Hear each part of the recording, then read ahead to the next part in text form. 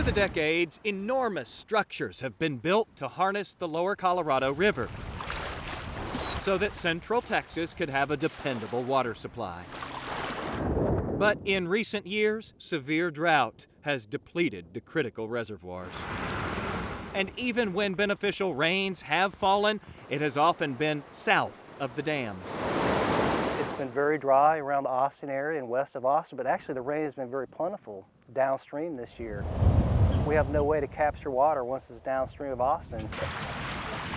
Until about 5 months ago, when the Lower Colorado River Authority started diverting a lot of excess river water, maybe 45,000 gallons a minute, into a complex of gravel pits. Here's about 100 acres. Located 2 hours southeast of Austin. It's a piece of ground that's not really usable for any other purpose, so why not go ahead and reuse this ground and use it to put water in? Ralph Savino, who oversees the property, explains that the LCRA's pilot project there just might be the water solution upstream and down.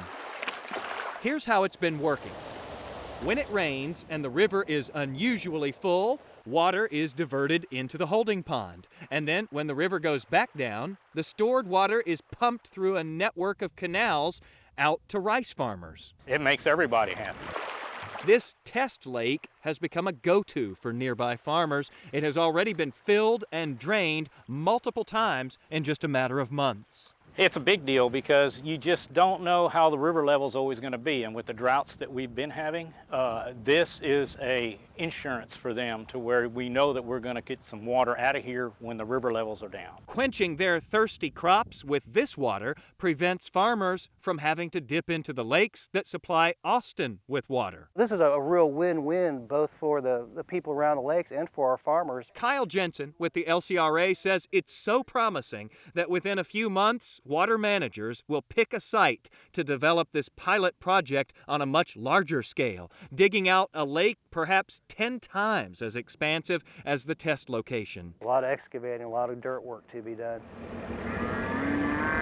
This pasture land, not far from the gravel pit lake, could be the site. 3 years from now, we might be standing under 20 feet of water. Once one large reservoir is built, the LCRA would then like to dig 2 more, but it will be costly. I would say a couple $100 million is what we're looking at potentially. The authority believes it has the cash on hand to cover a significant part of the startup. It's a big investment. But LCRA customers will have to pay the rest. And so managers acknowledge they will have to spread this plan out over many years to keep water ratepayers from getting in over their heads. It is ambitious, but keeping those rates affordable is as important as water supply. One way or the other, the keepers of the water say we will have to pay for some sort of solution. It really does help the entire basin. Because we really can't afford to have so many urban dwellers and so many farmers depending on the Highland Lakes. Which is where we bring this story to a close now. The LCRA has one final powerful testimonial in favor of those downstream reservoirs.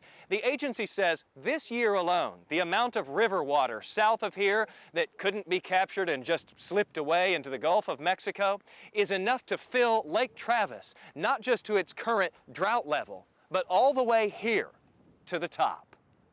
Jason Wheeler, KITV News.